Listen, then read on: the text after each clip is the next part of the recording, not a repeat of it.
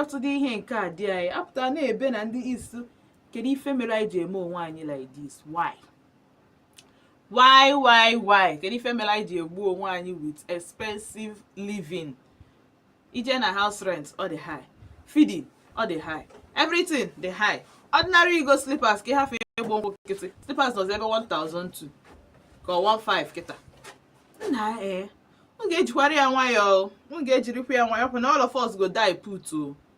Anyị niile ga-agada die ya put o for this country because ihe ọna na-emetụta m iche na ọ dị emetụta somehow. So ụmụkwakwu nsi akpa dị nkata unu akpakọ nkata ọnụ, unu akpakọkwa ya ọnụ, ndị na-ele housing materials ma ndị na-ele electricals ma ndị na-ele kedu ife unu na-ele ife dị iche iche unu na-ele nọkwa n'ọnụ because the thing bụ na onye na-ele electricals ji go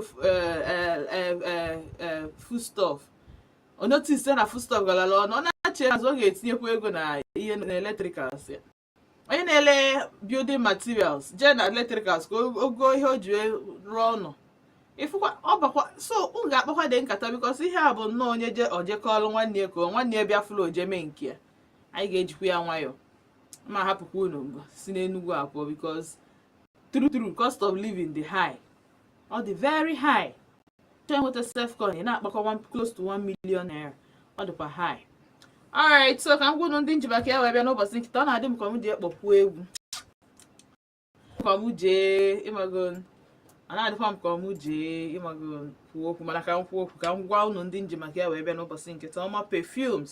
Ọma perfumes nọ n'Enugu na-ele everything gbasara perfume from designers, Arabic, body sprays, body mist, roll-on. Ọ ga-ele ya elu gị recommend elu gị approve olu gị disapprove kwa ihe ọ nọ ọrụ ya. Kpọọ ya today na 08153196119 08153196119. So ọ bụ na ị chọọ inweta Ọma perfumes today kpọọ ya na phone ya na ịkpọrọ ya kpọ ọ na WhatsApp ya of course ị ga-anụ from her. Then Lina's Baby's World and Lina's nọ na shop EC16 New Haven Market. Shop EC16 New Haven Market. Kpọọ ya today ka ị nwee ike nweta nwa ife nwa everything your baby, everything ma nke ebu n'afọ ma nke eku n'aka ma nke akwa n'azụ ma nke adịka na-ekpere Chukwu ma nke a na-prospect. Kpọọ ya today ka onye gị quality yikatakwa. Kpọọ ya ọ na-ele everything school bags, white and black socks, singlet na pants of course for ụmụaka o, baby wears, baby to requirements ife ndị a niile doctor si gị dee maka ịmụ nwa ọ na-ele gbadi ya. Kpọọ ya today na 0706 7954989 0706 7954989. Ma check ya na Instagram ya. Yes, ọ bụ na ị chọọ iji anya gị, seeing is believing true. Ị chọọ iji anya gị wee fụ ife ọ na-ele tupu ịkpọwa ya ma ọ jewe na shop ya. Jee na Lina's World na IG, Lina's World na Instagram. Of course, nweta Lina's Baby's World, Lina's Baby's World. The next person I ga-eje na nke ya bụ Ada na-ele Ginger Herbal. Anyị ma na Ada na onye nke anyị ọ sịga anyị mee gịnị anyị ahapụkwana ya n'Ije Afia o. Anyị chetakwa na ọ na-ele ife na-azọ mmadụ ndụ or at least ga-edowetu gị ndụ ọ dị ogologo maka na like this ụfọdụ n'ime anyị ayasachagokwe ndụ anyị. Hapụ ikwu okwu too much because nkwuo ya kịta ọ dịka lifestyle includes ife gị na ụmụ nwaanyị na ụmụ nwoke na-eje, ife ị na-etinye afọ, ịdị eme exercise, ịdị watch ebe a ndị na tata aja dị na bed ka ọ dị naanị. Ụfọdụ n'ime anyị agbụsị agbakọtago anyị n'ụwa anyị amazi ife anyị ga-eji ndụ anyị mee. Mara na once ọ na-etinye gị all these poisons na-arụ na ọ na-akọsụrụ gị something echi na asị na ayaba cancer, asị na ayaba liver problem, asị na ebe nga mgbe na-adị careful. Lifestyle dị zero, hygiene zero. Sasa ebe a na-afụ gị bụ ọ dị mma na iyi akwa iyicha akwa pụta like this abaruzie n'ime ụlọ akọrọ ọsọ. So anyị ga-adịkwa very careful. Alright, so jee na nke Ada weta your ginger today. Kpọọ ya Of course, ginger na-enyere aka na anything gbasara infections, diabetes, pal ma hemorrhoids, stroke, gastritis, ulcer, cancer, eyes, cholesterol, infertility ma STDs, hormonal imbalance, menstrual disorder, back and joint pain, constipation and indigestion, immune deficiencies, wounds na ndị ọzọ wee dịrị gaba. So ọ bụ na ị chọrọ your Ije Herbal today, kpọọ ya na 0807 676 9284 0807 676 9284 ka m were ya nwayọọ 0807 676 9284 ọ nọ n'Enugu a, so ị kpọọ ya. Abụkwa na ịchọ ka emere gị wee bio, ọnọgọ m ndị nọ Benin na-akpọchapụ ya for it. So ọ bụ na ebe ọbụla ị nọ, your location is not a barrier. Nke a, distance is no barrier for us. Distance got nothing on us. Alright, so ka anyị jisi ike ka anyị kpọọ ya na for the next person anyị ga-aga na nke ya bụ Cynthia Nele bed sheets, family size, student size. Then na bed sheets ya na-adịkwa very comfortable. Bed sheets ya na-adị very comfortable, family size, they are long lasting, and you know, very soapy. Idelala na elarụ. Cynthia na-elekwa ma perfumes too. The perfumes dị iche iche, Nigeria, foreign, designers, common perfume, nke ọbụla ma ndị 1 ma ndị 2 ma ndị 3 ọ na-elechi ya. Then body sprays, body mist, roll on. Ị ga-enweta nwe ya today na 0916 2277 243 0916 277 243. Kpọọ ya today ka ị nweta ya. Kpọọ ya today ka ị nweta ya ka ị nwee ike siwe isi ọma. Dọrọkwanụ ndị na isi ọma mmadụ anwụrọ. Isi ọma mmadụ anwụrọ. Ọ mmadụ ka ịbụ. Sometimes once in a while. Once in a while ọ na-adị mkpa. Once in a while. Alright, so ka obere break na cheta azụ anyị enwe ike bidokwa ebe anyị kwụsị.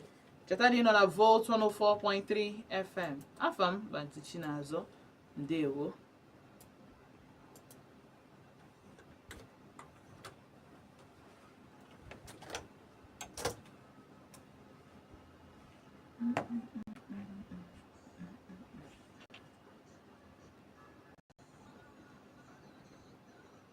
This you understand economic, even in market now, this is going to be high too. But the truth is that if you look at where you work, look at how much you are to cost in that area where you work. You are costing us about for 24 days, that is actually work Monday to Friday, day or Saturday, which is 6 days. And we pay for 24 times the to and from. Now we are that take the payroll and the pay. Now that you spend about 200 there, or almost 300 there, or even 400 there to and from every day. Or you work to the office, or you work at the workplace and come back. You multiply your to and from every day times 6 days, times 4. Which is 1 month times 12. You now add it to the rate. You are paying with it. And check where you spend close and lesser amount in accommodation elsewhere, maybe Abagon or Caribbean or new markets or what they can another concept travels to. You understand? Now even Abakaliki route, you're right. If you check that you spend like you two drops on 600 times to 1,002, that's 1,002 by 6 days of vacation on Saturday. That's 4 in a month times 12. Add it to that rate and check the difference. The difference might not be more than 10,000. But no distance where I calculate more than transport with it or transport without. Check the risk of traveling every day. Or new market or Abakaliki route compared to some walks across. That does not mean that we achieve one level. People walk on the road, yes, but it is minimal. That's my calculation, you understand?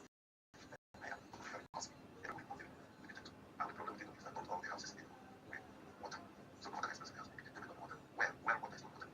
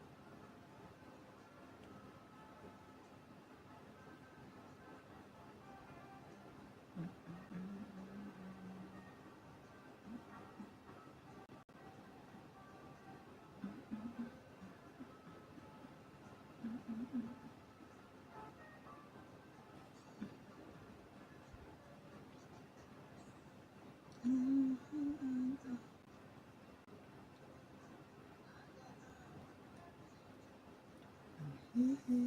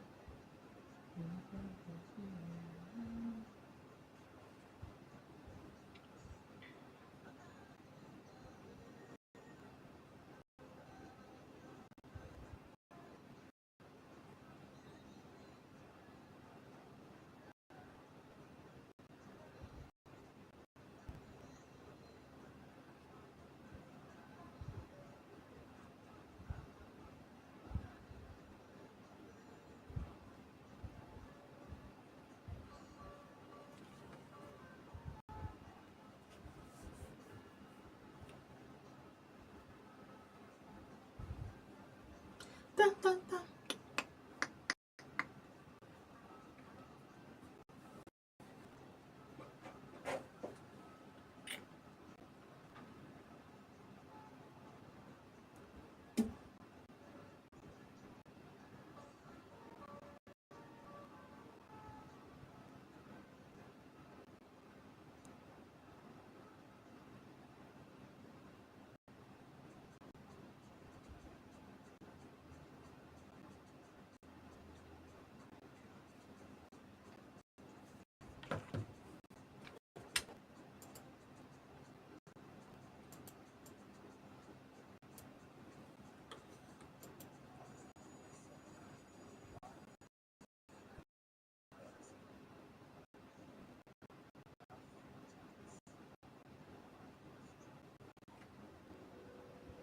Vote 104.3 FM.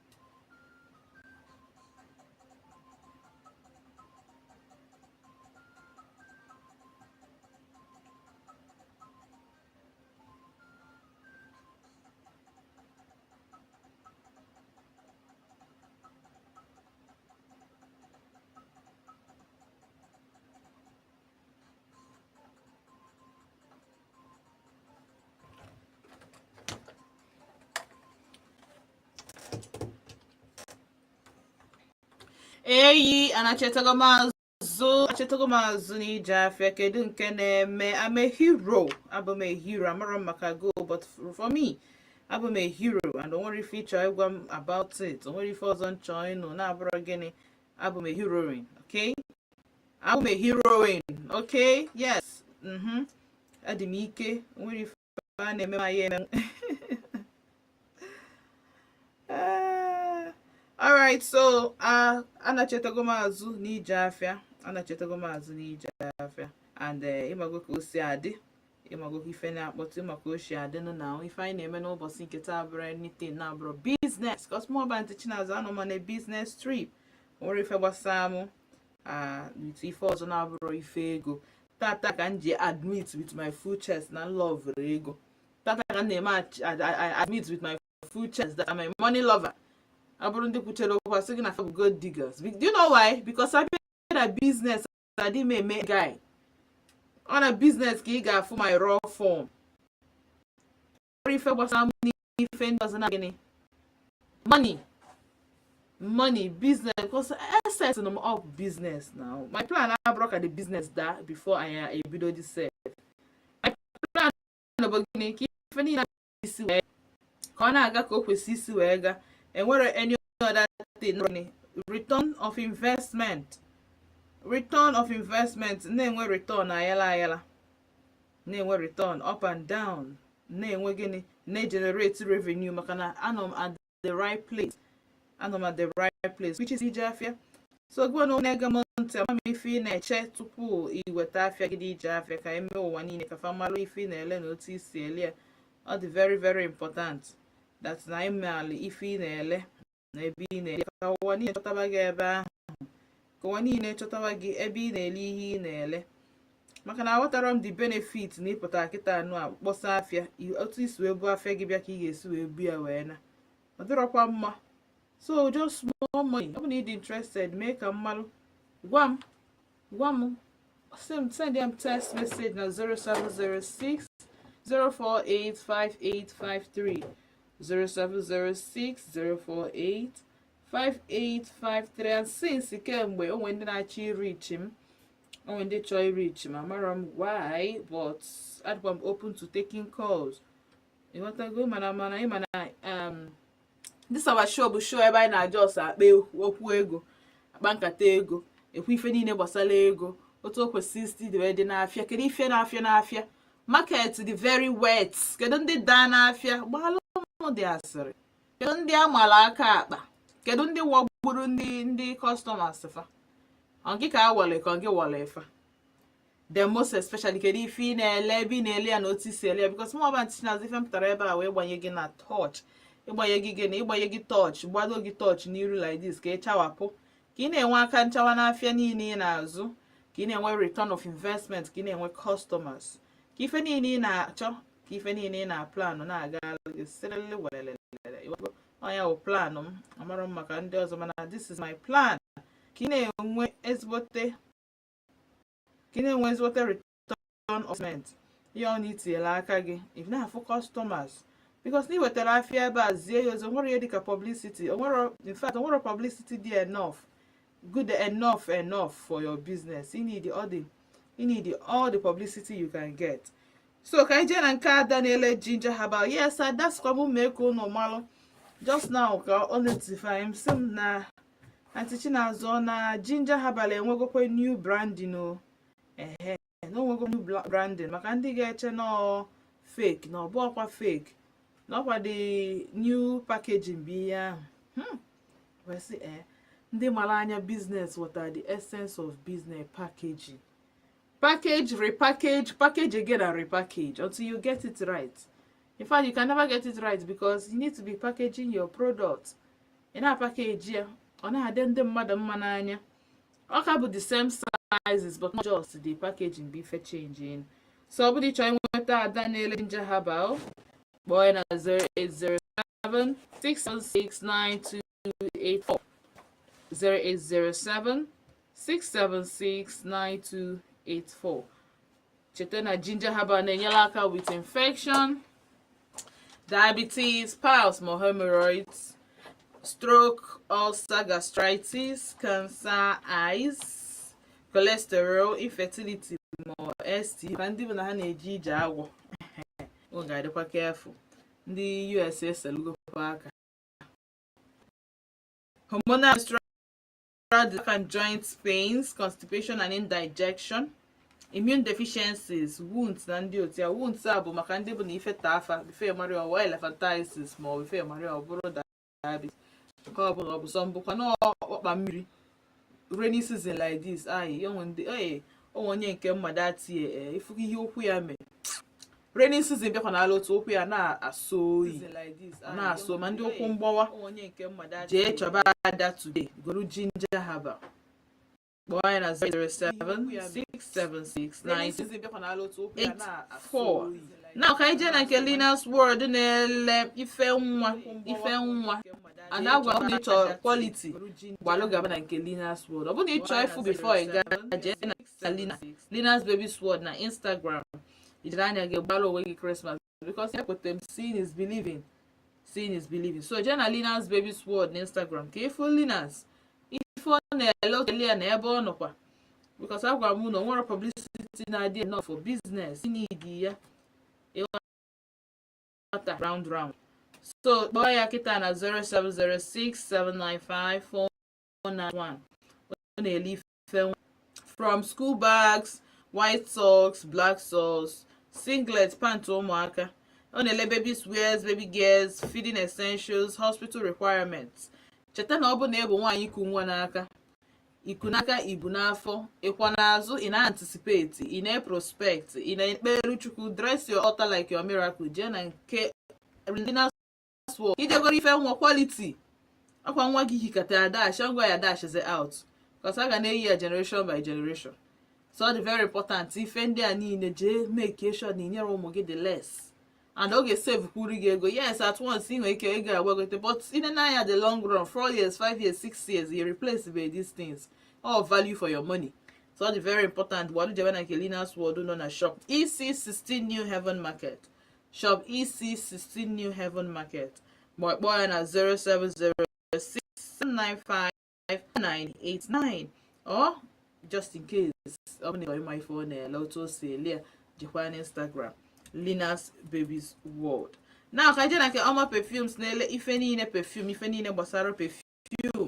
Oge ya gị mix gị portion ọla gị recommend ya gị approve or disapprove kwa because n'ọrịa ọrụ ọ nọ n'Enugu a and ị ga-ego with your designers, Arabic, body sprays, body mist, roll on from Oma. Kpọọ ya today na 08015 3196119 0815 3196119. Kpọọ ya today ka mkpọkwa ya ọzọ maka ndị si na nna agba speed 0815 3196119. mana ịma na tata bụrụ ụbọchị anyị ji ala ike ị na-eme dilidali n'ịghọta anọ m n'ọsọ afịa like this. ọ bụ na ọ dabara ị na-agwa m ozugbo ka m na-etido ka m na-agba ọsọ ka m na-eje achọ the next customer maka na efe adịrọ time adịrọ kwụdị sef time adịrọ icheki the time ọfọzụkwa agara ebe ọbụla nna anya cheta na nọ na Volt 104.3 FM n'Ije Afia. Afa mba ntị Chinazọ mgbe nna chetara azụ ka anyị bidokwa ebe anyị kwụsị. Chete na business trip ka anyị nọ, anyị abịara for flenjo, anyị mechecha business gụkọ ego tuju akpa anyị wee chebazie ndewo.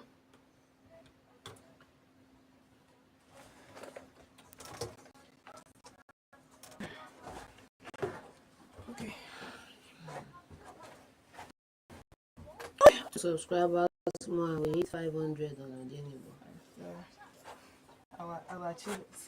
By 12 if you can, or let me set an alarm. Oh, maybe me 10 subscribers. Okay. And I go there almost at least twice in 2 weeks. Okay, once in a week, every Saturday. Okay. I would remember.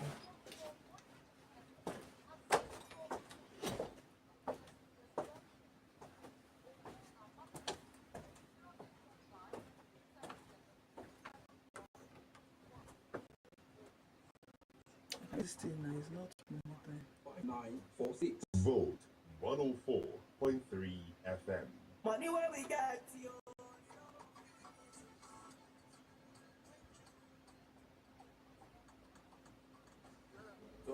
104.3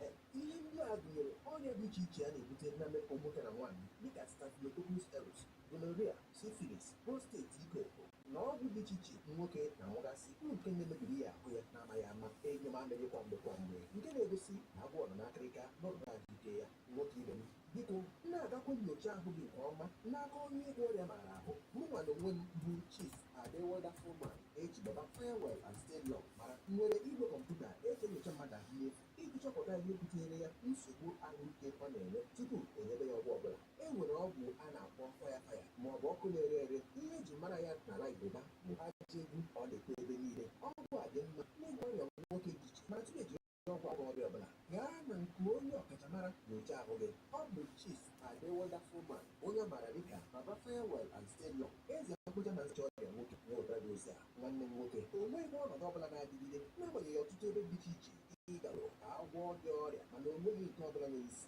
ma o lele anya maka na otu aka o ji wee dịba njọ ọ ga-emecha wee dị mma n'ihi na Chief Adewoda Foreman, onye maara dịka Baba Farewell and Stay Long, ga-enyere gị aka. Anọ m na stand 8 na mmemme ngosi ọgwụ mgbọrọgwụ na mkpaakwụkwọ na-aga n'ihu ugbu a n'ime ogige ụlọ ọrụ Independence Layout Enugu. Kpọọ m n'akara 08052666691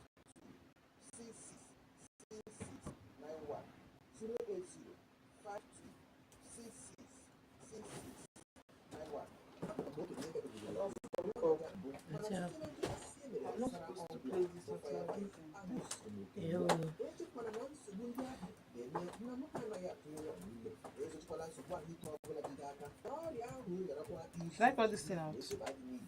After it's finished, then remove the other ones.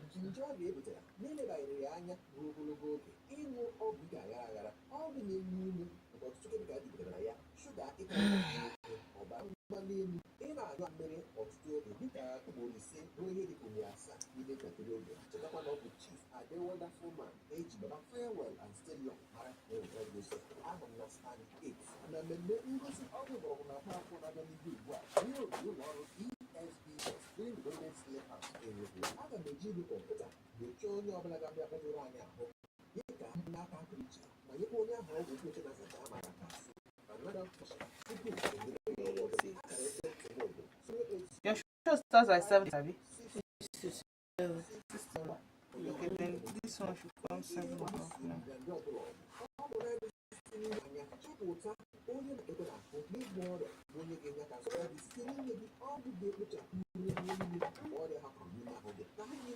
So like this now, oh, let me ask you, your show comes up when?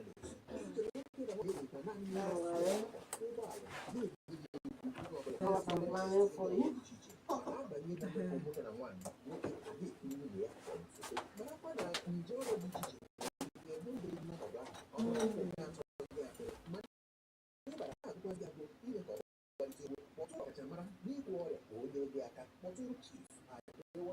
onye mara dịka Baba Farewell and Stay Long, eze mkpocha na nsacha ọrịa nwoke. Anọ m na stand 8 na mmemme ngosi ọgwụ mgbọrọgwụ na mkpaakwụkwọ na-aga n'ihu n'ime ụlọ ọrụ ESBS Independence Layout Enugu. Related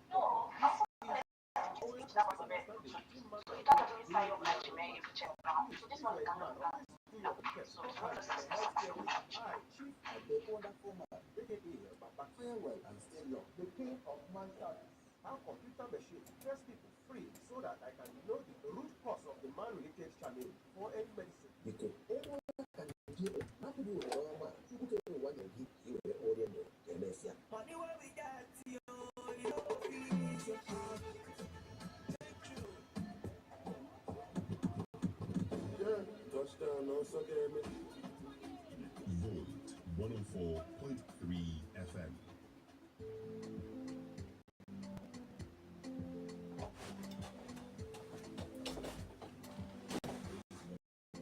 Feedback.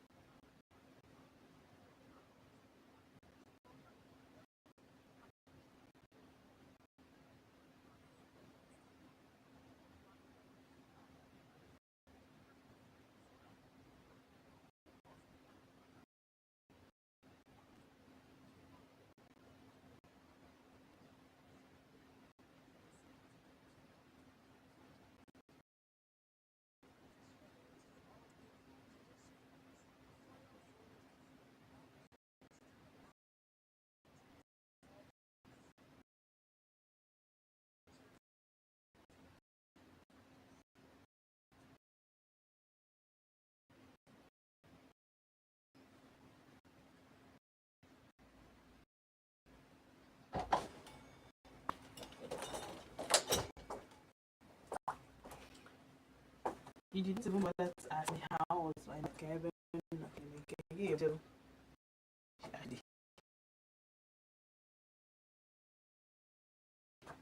I know I'll talk to you later.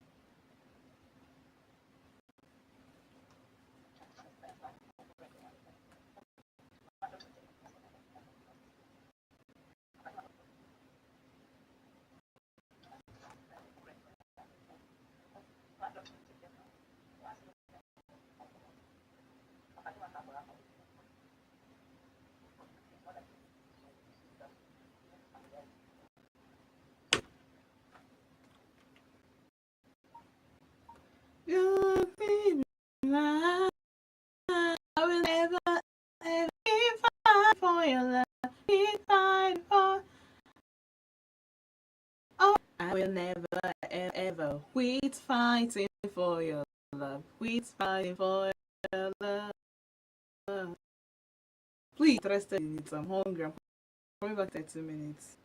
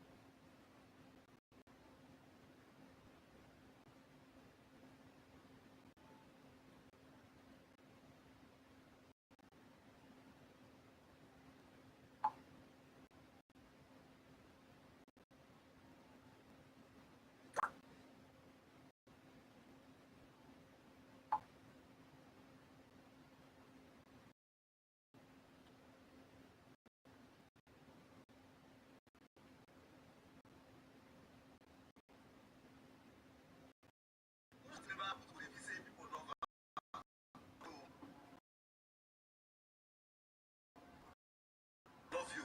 If bad never say people because God won't benefit from, so therefore everybody love you. Tell to him.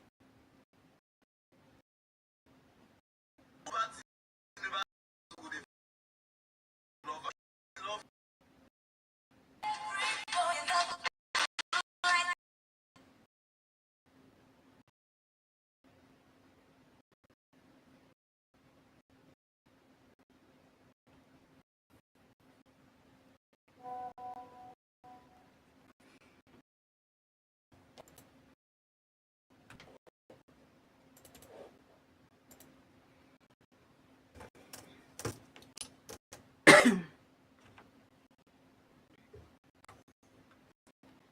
And I checked on 104.3 FM and now so no dollar no I na check and I know the last wrap of the show. Adam sure Nimer enjoy those beautiful music in Kalage because when I go from I smoothly. I'm housework ka ị na-eme house chores ka ị na-eme ife ọbụla ị na-eme ka gị na your visitors nọkwa na-egelu vote na-eme enjoy egwu ndị ahụ ụbọchị wee na-progress ma I'm sure they enjoy anyway. I'm sure you may because one on women enjoy because nke lachapụrụ na-ekwu okwu of ịfụnanya family fight for love. Na ke si fight for love ko wata. Spiritual fight ko physical fight. Ko emotional fight. Ọ na-awa na-ekwu okwu ife love fight na ndị otu na-akọwara anyị ka o si aga because ebe otu gbuo mmadụ isi one day. M ya akọwara ka anyị fight. Surgical fight because fighting for your love. Ọ bụ ka mmadụ afọ igbo mmadụ ibie mma na-asị na oge na-asị na love ka anyị na-fight for ajụjụ na njụ ịma na ọdịnazụ like this onye gbasara m on Saturday na business buying and selling. Kedu ebe ego gị dị? Put your mouth where your money is. Simple. Give you for your money. Ime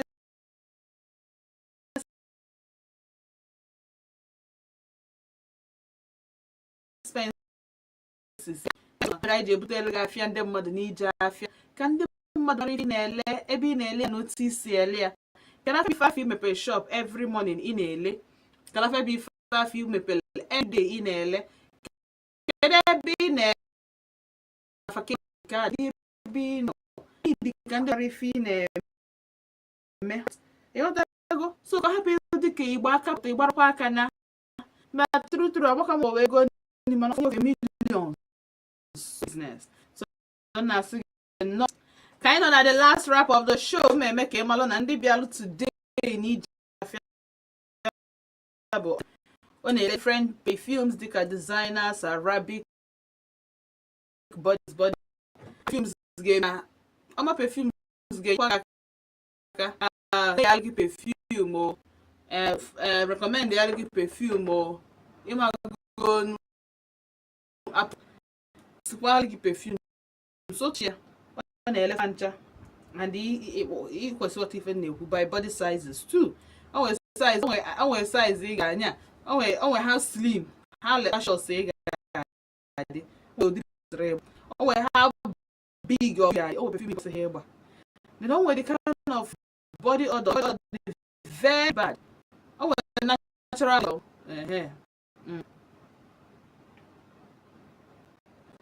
So the issue is that now game matter that no trouble no na the Oma perfumes will help you out. Skin way can she Oma boy, all the very important. Tabs today you gonna horror. I just society and we come on chan kotaki asar mo B29 n'esi ịma na eji asụ akwa ka o wee na-enye akwa ezigbote isi ije were asa arụ makirido gị na gbaa perfume mụọ na ogbukwa ka m na-awụ ịghọtago ncha nkọta yes ọ na-eme anụ ya nwa na-esi isi so kọrịtị gị ma right now na ịkọntaktị gị ma na kọntaktị la ọma na Cynthia ka fa nwee nye gị aka ịghọtago maka mma. And also Salina's baby salt. Je na nke Linas ka mgbakwalụ gị nọmba ma maka ndị ga-eje we ndị ga-eje August August so maka ndị bụ na fan idiri this run this is this Saturday ị ga n'etiti n'etiti ndị mmadụ gba perfume ka ha bụ na mmadụ ka na sabo gị ọ bụ na ọ bụrụ gị ụwa ama mmebi so ka ọ hapụ gị. Alright, so kpọọ ọma 08153196119 08153196119 for the same kpọọ anyị na 0916227243 0916227243. Yes, boy, for your bed sheets and perfumes. In fact, all these fine things anyone here will take only exclusive on Volt 104.3 FM. So Kajo like Lina's word, Lina's nele ifeni ne omwaka prospective mothers, already made mothers, pregnant mothers. Everyone if I'm on here, so long as need email. Make sure you need like Lina's word. Lina's known at the central of Enugu, which is New Heaven and shop here then a shop E16 New Heaven Market. Shop E16 New Heaven Market. On everything was a marker from school bags to white and black socks to singlets, pants for kids. Ọ na-elekwa niile baby wears, baby gears, feeding essentials, hospital requirements. Ya bụ ife ndị ahụ doctors si gị mee gịnị gị weta. Shop ya dị na shop EC16 New Market. Kpọọ dị na 0706 795 4989 0706 795 4989 0706 795 4989. My check your Instagram Alias Baby's World. Baby's World. Ịghọta just ebe na ịchọ iji anya gị fụ ihe ị chọrọ igo, but trust me, quality ị ga enye onye ọzọ ihe nwa gị ọzọ. Na ka ije na nke Ada na-ele herbal, Ada na-ele ginger herbal extract.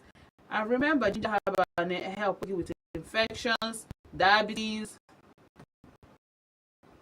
When I help with infections, diabetes, pile, hemorrhoids, stroke, ulcer, gastritis, cancer, eyes. Eyes from arthritis, man, so cancer, cholesterol, infertility or STDs, hormonal menstrual disorder, back and joint pains, constipation and indigestion, immune deficiencies, wounds na ndị ọzọ wedere gaba. So wounds ahụ agwa m dịka ndị onye ga-eme esizie na aba ife ọzọ, osi na afele ihe ọzọ. Ginger herbal ga-enyere gị aka mee